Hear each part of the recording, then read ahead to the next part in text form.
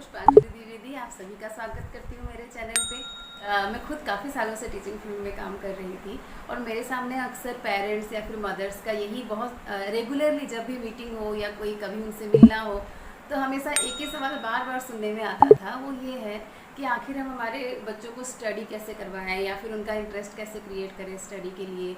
वो तो पढ़ाई ही नहीं करते या फिर बातें नहीं सुनते हमारी, बहुत सारे बहाने करते हैं, इस तरह की बहुत बहुत सारी बातें हमेशा, या फिर बोल सकते हैं कि स्टडी नहीं करते। इस चीज़ की जो कंप्लेन है वो कॉन्टीन्यूसली काफ़ी टाइम हम पेरेंट्स से सुनते थे।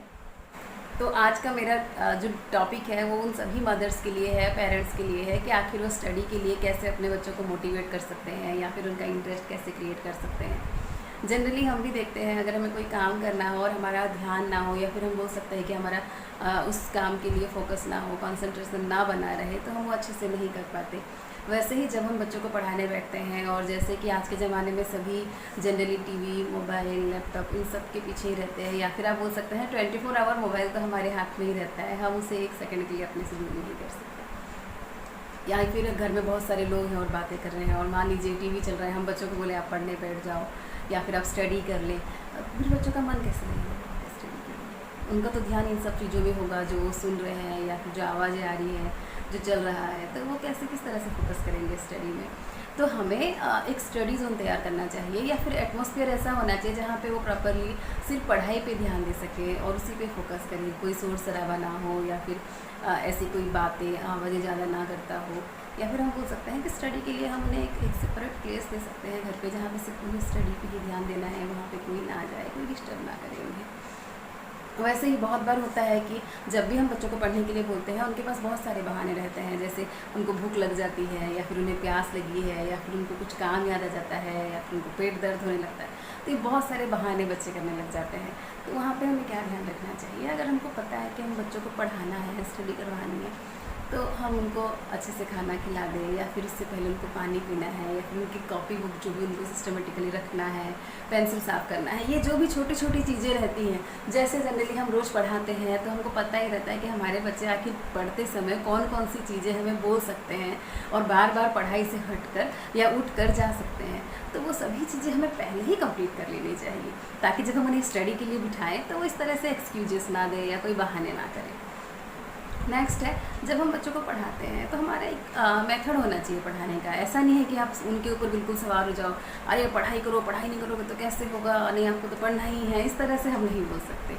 हम बहुत प्यार से उन्हें हैंडल कर सकते हैं, हम उन्हें बहुत अच्छे से समझा सकते हैं। या फिर जब हम उन्हें पढ़ाते हैं तो हमारा जो मेथड होता है पढ़ाने का, वो टीचिंग मेथड जो होती है उससे हम डे टू डे चेंज कर सकते हैं। लाइक मान लीजिए हमें पता है कि हम जब स्टडी करवा रहे हैं उन्हें, तो उन्हें लिखना अच्छा लगता है या फिर उन्हें ड्राइंग करना अच्छा लगता है या फिर उन्हें सिर्फ ओरली याद करना अच्छा लगता है। बहुत सारी चीज़ें हम अपने बच्चों के बारे में जान ही लेते हैं धीरे धीरे। तो हमें नए नए ट्रिक्स अप्लाई करना चाहिए ताकि उनका इंटरेस्ट जो है स्टडी में वो बना रहे, वो कम ना हो जाए। वैसे ही कुछ बच्चे ऐसे रहते हैं जो बहुत जल्दी याद कर लेते हैं या फिर कुछ ऐसे स्टूडेंट्स भी रहते हैं जो बहुत धीरे धीरे लिखते हैं। तो हर बच्चे एक दूसरे से अलग होते हैं। हम अगर सोचें कि एक ही मेथड से ही हमको चलना है सभी के लिए तो वो पॉसिबल नहीं हो पाता। किसी बच्चों को पढ़ाने में ज़्यादा टाइम लगता है, कुछ बच्चे ऐसे होते हैं बहुत ईजीली याद करके सुना देते हैं या फिर बहुत जल्दी अपना वर्क कंप्लीट कर लेते हैं। तो क्योंकि हमें उन्हें इंटरेस्ट क्रिएट करना है और हमारा मेन मोटिव यही रहता है कि बच्चे किस तरह से अच्छे से स्टडी करें, पढ़ाई करें और उनका ध्यान हमेशा उस पर बना रहे। ऐसा नहीं कि एक दो दिन उन्होंने स्टडी कर ली और फिर हम बोलना छोड़ दें तो वो ध्यान ना दें या फिर वो स्टडी को फोकस ही ना करें। तो इस जगह पे हमें क्या ध्यान रखना चाहिए कि हमारा मेथड जो है हम चेंज करते रहें और उन पर बिल्कुल फोर्स ना करें कि आपको तो पढ़ना ही है, पढ़ो पढ़ो, अब तो पढ़ाई करो, पढ़ाई नहीं करोगे तो कैसे होगा। ये जो रहता है ना, एक प्रेशर रहता है बच्चों पे कि उनको पहले से उनका माइंड हो जाता है कि नहीं मम्मा तो हमें जब भी देखो पढ़ने के लिए बोलेंगे, हम सुबह उठते हैं तो हमें स्कूल जाना है, फिर हम स्कूल से आते हैं तो फिर हमको स्टडी करना है, हमको कोचिंग जाना है, घर पे आके पढ़ना है। आखिर पढ़ना कितना है, कितनी देर तक हम स्टडी करेंगे। तो ये चीज़ें उनके दिमाग में आ जाती है और फिर उनका इंटरेस्ट धीरे धीरे कम हो जाता है। तो हमें हमेशा उनके पीछे बिल्कुल लगना ही नहीं कि आप पढ़ाई करो, इस तरह से पीछे नहीं पढ़ना है। हमें सिर्फ उनका जो जिस चीज़ से वो अच्छा फील करते हैं या फिर हमारी बातें मान सकते हैं स्टडी के लिए, हमें उन चीज़ों का ध्यान रखना है। छोटी छोटी बातें हैं। वैसे ही जैसे कि बहुत सारे सब्जेक्ट्स रहते हैं आजकल बच्चों के पास, उनका स्टडी बर्डन बहुत ज़्यादा रहता है, बुकिश नॉलेज का स्पेशली बहुत सारे जो सब्जेक्ट्स उनके रहते हैं उसके। तो हमें क्या करना चाहिए, वो जो उनका सब्जेक्ट्स है उसे छोटे छोटे डिवाइड करना चाहिए। कॉन्टीन्यूसली आप 1 आवर या 2 आवर नहीं पढ़ा सकते हैं। हमको भी कोई अगर काम दे दे और बोले कि आपको तो दिन भर यही करना है और आपको रेगुलर यही करना है, तो हमारा भी इंटरेस्ट खत्म हो जाता है। हम कुछ दिन बहुत अच्छे से करेंगे, हमें बहुत अच्छा लगेगा, जब तक हम उसको एंजॉय करेंगे, फिर धीरे धीरे ऐसा लगेगा रोज़ यही करना है, फिर हम धीरे धीरे उससे पीछे होते जाएंगे। तो बच्चों के साथ भी यही होता है। तो जब भी हम बच्चों को पढ़ाएं तो उन्हें फोर्स ना करें या फिर कॉन्टीन्यूसली बर्डन ना बनाएं कि आपको तो 1 घंटे बैठना है या आपको 2 घंटे बैठना है, या फिर आपकी ये सुबह की रूटीन है आपको वही करना है, चेंजेस नहीं होना चाहिए। ऐसा नहीं, आप उनके सब्जेक्ट के अकॉर्डिंग आप डिवाइड कर सकते हैं टाइम। लाइक मान लीजिए आपके बहुत सारे सब्जेक्ट्स हैं, तो आप 15 या 20 मिनट्स या फिर हाफ एन आवर, जो भी आपको लगता है कि इतने टाइम में बच्चे कंप्लीट कर लेंगे वर्क, उतना टाइम आप एक सब्जेक्ट्स कंप्लीट करवाइए। फिर आप उन्हें बोलिए कि आप अगर ये करते हैं तो आपको मे बी एक कार्टून देखने को मिल जाए, या फिर आपको थोड़ी देर खेलने के लिए मिल सकता है, या फिर आपको मैं कुछ दे सकती हूँ, या फिर मैं आपको घुमाने ले जा सकती हूँ। बहुत सारी चीज़ें रहती हैं, तो वो ईजीली कंप्लीट कर लेंगे। फिर उनको थोड़ा सा गैप मिल जाएगा, उसके बाद आप दूसरा सब्जेक्ट स्टार्ट कर सकते हैं, या फिर दूसरे सब्जेक्ट का वर्क कंप्लीट करवा सकते हैं। तो इस तरह से हम उसको डिवाइड कर सकते हैं छोटे छोटे, थोड़े थोड़े टाइमिंग में गैपिंग मेंटेन करके, और फिर हम बच्चों को पढ़ा सकते हैं। इससे वो बहुत ही काफ़ी हैप्पी रहेंगे, एक्टिव रहेंगे। कंटिन्यूसली आप एक बार बैठ के इमेजिन कीजिए, अगर मुझे 2 घंटा बैठा दिया गया और मुझे बोला गया आपको ये पढ़ना है, स्टार्टिंग तो मैं बहुत अच्छे से करूँगी क्योंकि मुझे इंटरेस्ट रहेगा। जैसे जैसे धीरे धीरे एंड होता जाएगा फिर मेरा इंटरेस्ट कम हो जाएगा, शायद मुझे नींद भी आ जाए, या फिर मैं जितना पढ़ाई भी कर लूँ वो मेरे ध्यान में ना रहे, मुझसे अगर नेक्स्ट टाइम पूछा जाए तो मैं भूल भी जाऊँ। तो ये चीज़ें होती हैं। वैसे ही अगर आप चाहते हैं कि उनका इंटरेस्ट बना रहे तो आप कंपैरिजन मत कीजिए किसी से। हम जनरली बोलते हैं ना, अगर वो 100% ला रहा है तो आपको भी 100 लाना है, ये मत कीजिए। इससे बच्चों के मन में ऐसा आ जाता है कि मम्मा तो कंपैरिजन करेंगी, मैं इतना नहीं लाऊंगा तो मम्मा ऐसा बोलेंगे, या फिर मम्मा पापा ऐसे बोलेंगे, ऐसे रिएक्ट करेंगे। ये चीज़ें उनके दिमाग में आ जाती हैं। वैसे और भी बहुत सारी बातें हैं, लाइक अगर हमें उनको सिर्फ किताबी ज्ञान देना है तो वो एक बात है कि हमें जो टीचर्स देते हैं उसको फॉलो करना है और कंप्लीट करवाना है। उसके अलावा भी रहता है, हम बच्चों को स्टडी नहीं है, एक अगर सिखाना है कोई चीज़ तो उसके लिए हमें उनको प्रैक्टिकल नॉलेज देना चाहिए।